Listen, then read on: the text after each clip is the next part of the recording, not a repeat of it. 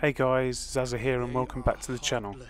So you're planning on buying the next gen console, Xbox Series X or PlayStation 5, and you're probably looking at buying a brand new TV, but you need to understand before you go out there and spend your hard earned cash which TVs are going to last the distance and are future proof. What do I mean by future proof? Well, I'm simply referring to making sure that your TV will be able to adapt to new developments down the road and you'll be able to use the TV to exploit the next gen console's capabilities. There's going to be nothing worse than forking out all this money to find your TV is missing features and spoil your experience. Well, in this video I've got your back, I've done the research and I'm going to explain to you the reasons why I've picked this TV. I'm ZAZZA and this is ZAZZA Racing Team.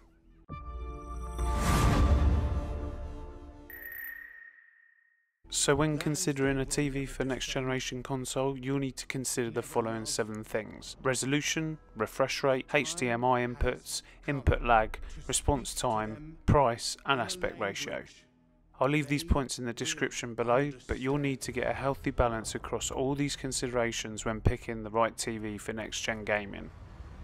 Firstly, you're going to need a TV that can produce 4K. I know next gen consoles will produce 8K down the line, but unless you've got £3,500 to buy an 8K TV, then most of us will be going down the 4K route until 8K TVs come down in price, so 4K needs to be ticked. Second, you're going to need to consider the refresh rate. Both Xbox Series X and PlayStation 5 will be capable of 120Hz, so 120Hz or higher will be needed. Third, the HDMI inputs. Now this is probably the most important thing, guys. There is no point in buying a big shiny new TV with HDMI inputs of 2.0 which transfers data at 18 gigabits a second. If you want to take advantage of the 4K resolution at 120Hz, you need to be looking at TVs with HDMI inputs of 2.1 which transfers data at 48 gigabits per second. Point 4 and 5, which is input lag and response times, which should not be confused with one another. To clarify, input lag is the delay between the display and the commands such as pressing buttons on your controller. Response time, on the other hand, is the time pixels take to change from black to white, or from one shade of grey to another. Ideally, you want a display with at least 16 milliseconds or less input lag, but anything below 30 milliseconds is acceptable. Whereas response time, the short answer is the lower is always better, and the lowest response time at the moment is 1 millisecond. Consideration 6 has to be the price. Unless you have unlimited funds, the price and the above factors need to balance out, and waiting until next gen consoles are actually released will save you money or increase the screen size you can afford.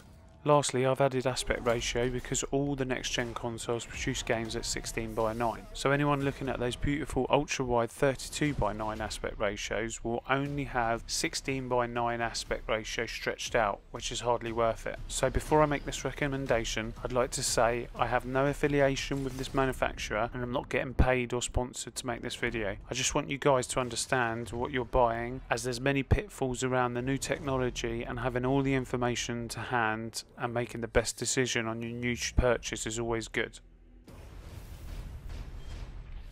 So my recommendation at this moment in time is the LG OLED C9 TV. So let's go over the 55-inch TV using the considerations mentioned earlier. The resolution for this TV is 4K Ultra HD HDR OLED.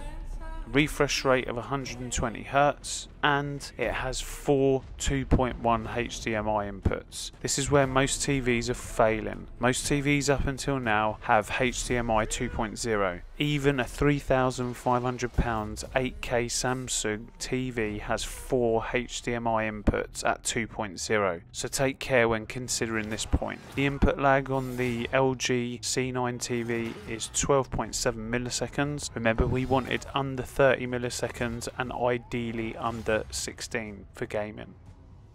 Response time is 1 millisecond, which is the lowest you can get, and the price at this moment in time is £1,299 for the 55 inch, £1,899 for the 65 inch, and £4,999 for the 75 inch. We still have a few months before next gen consoles will be released, so these prices will come down. Lastly, the aspect ratio is 16:9 and was mentioned just to keep you away from those ultra wide monitors.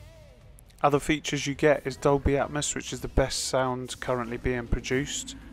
But now it's down to you guys to go out, do your own research using the points that I made earlier, and find yourself a TV that suits you, considering all those points.